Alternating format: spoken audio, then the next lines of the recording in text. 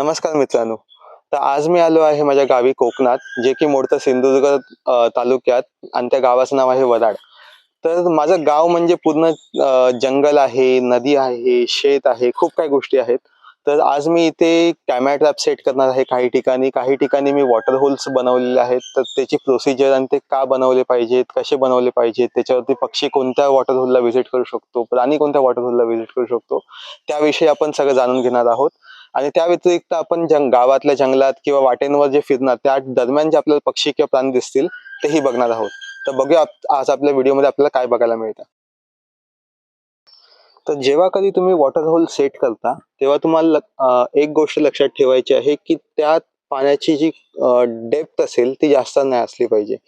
Reason Bing, जर तुम्ही water hole खास करून पक्ष्यांसाठी सेट करता आहात तर त्याची डेप्थ अजिबातच बिलकुलच नको, कारण पक्ष्यांची ही सवय असते की ते जेव्हा ते पाण्यात जातात त्यांचे पाय जिथपर्यंत पाण्यात डुबतात तिथपर्यंत त्याच डेप्थपर्यंत ते पाण्यात जातात आणि नंतर आपल्या बॉडीला वॉश करतात. आपली पंख अशी फडफडवून बॉडीला वॉश करतात. त्यामुळे हे जे दोन स्पेसिफिक वॉटर सेट केले आहेत, वॉटर बाउल आणि वॉटर होलचा, त्यात डेप्थ बिलकुल नाहीये. ह्यात फक्त हार्डली काही सेंटीमीटर पर्यंत माझं बोट जाऊ शकतं एवढी डेप्थ आहे, ज्यात पक्षी आरामात बसून स्वतःचा वॉटर बाथ करू शकतो. इवन माझ्या पाठीचे आहे एक वॉटर होल, ह्यात पण सेमच आहे. ह्यात मी डेप्थ तर नाहीच आहे, एक वॉटर बाउल टाकलेला आणि त्या साईडला फक्त एक फेन्सिंग केलेली आहे दगडांची आणि त्या साईडने एक परफेक्ट पर्च बांधली आहे त्याच्यावरतीच, कारण का पक्षी जे आहे तो कुठेतरी पर्च करणार.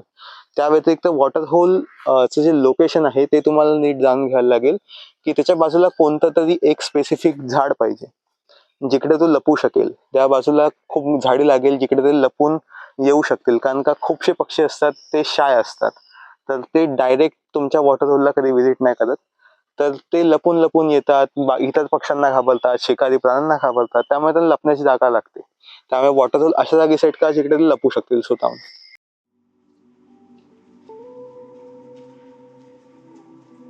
तर मी सेट केलेल्या वॉटर होलवरती हे काही पक्षी आले, जसे की टिकल्स ब्ल्यू फ्लाय कॅचर आणि रेड वेस्ट खडबुलबुल. वॉटर होल जिला डेप्थ असते तिथे काही फ्लाय कॅचर्स डीप करायला येऊ शकतात. इवन मोठे प्राणी पाणी पियायला येऊ शकतात आणि तिथे तुम्हाला बेडकही दिसून येतील.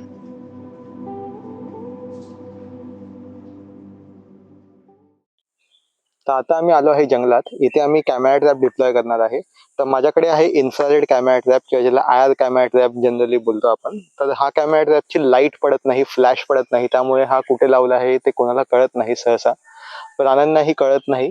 प्राण्यांना ह्याची जाणीव होते की इथे काहीतरी लागलेलं आहे, कारण का ते इन्फ्रारेड काही प्राणी जे आहेत ते बघू शकतात, बट ते तिला तेवढं रिॲक्ट करत नाहीत जास्त.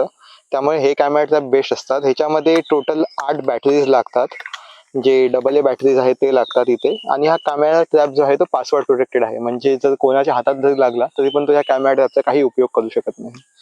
तर मी आता विचार करतोय की हा जो कॅमेरा ट्रॅप आहे तो इथे कुठेतरी डिप्लॉय करू झाडावरती, कारण का इथे 3 वाटा आहेत. ही एक वाट आहे, ही एक वाट आहे आणि खाली एक वाट जाते. तिन्ही वाटा ज्या आहेत त्या तिथे टार्गेट झाल्या पाहिजेत. तर आता मी डिप्लॉय करतो कॅमेरा ट्रॅप. चला.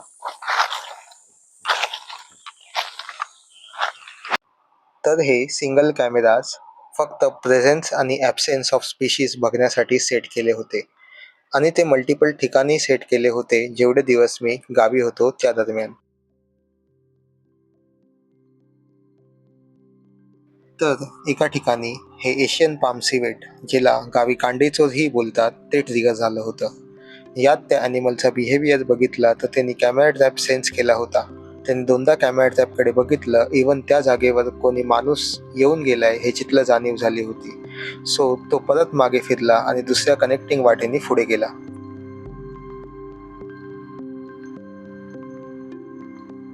सिवेट व्यतिरिक्त हे रानडुक्करही आमच्या कॅमेऱ्यात कैद झाले. मला जंगलात काही जास्त फिरता नाही आलं, बट घराजवळच एवढं काही दिसलं की त्याची खंत नाही जाणवली. माझ्या घराच्या खिडकीसमोरच ब्लॅक हुडेड ओरिओलने नेस्ट बनवलं होतं, बट सॅडली माकडाने ते काही दिवसांनी पाडलं.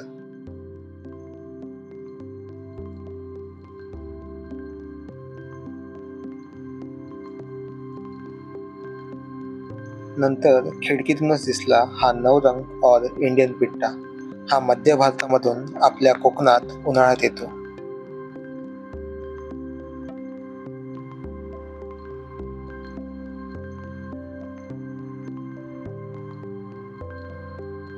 नंतर दिसले हे ग्रेटर जॅकेट टेल्ड जांगो, जे झाडाची पानं काढून फेकत होते. काही स्टडीजनुसार ही प्रक्रिया ते कीटकांना डिस्टर्ब करण्यासाठी करतात, जेणेकरून त्यांना हायडिंग स्पेस न मिळता इझिली पकडता यावे. हे पक्षी हुबेहूब आवाज मिमिक करू शकतात.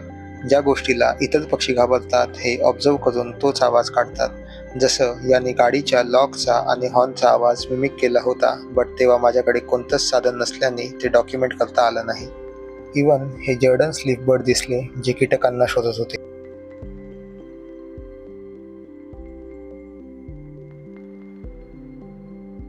मग दिसला हा ब्राऊन चिक फुलवेट्टा आणि विगर सनबर्ड ची फिमेल.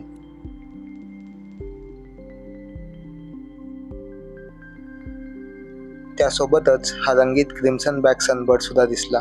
हा भारतात मिळणाऱ्या सर्वात छोट्या पक्ष्यांपैकी एक. मग दिसला हा ब्राऊन हेडेड बार्बेट.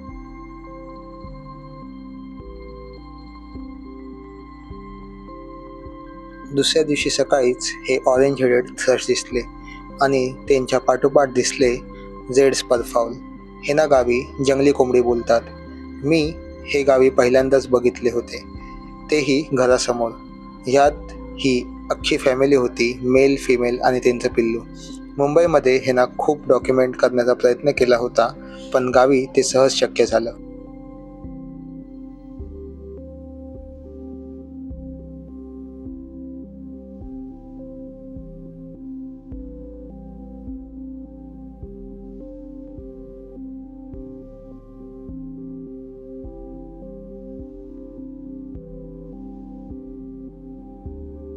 मग दिसला हा मलाबार ग्रे हॉर्नबिल, जो की एक एंडेमिक स्पीशीज आहे.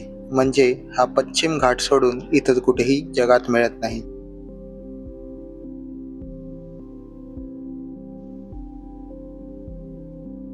माझ्या दुसऱ्या एका घराच्या पाठी दिसला हा मलाबार पाईड हॉर्नबिल, ज्याने एक सरडा पकडला होता आणि तिला तो खात होता.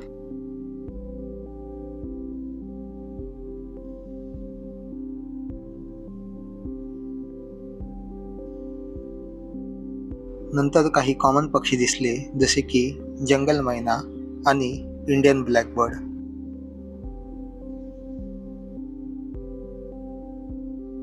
माझ्या घराजवळच एका वाटेवर दिसलं हे शेकरू. हा आपल्या महाराष्ट्राचा राज्य प्राणी आहे.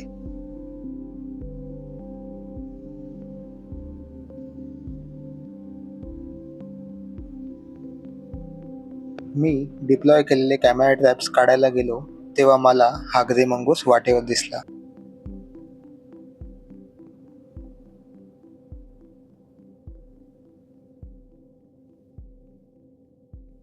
आणि हा एक कॉमन सरडा दिसला, जो ब्रीडिंग मेल आहे.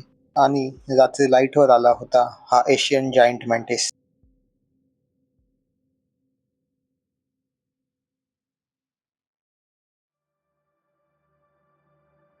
शेवटी एकच संदेश देईन की आपल्या कोकणाला निसर्गाचा आशीर्वाद लाभलाय. त्याला प्लॅस्टिकच्या कचऱ्याने नष्ट करू नका.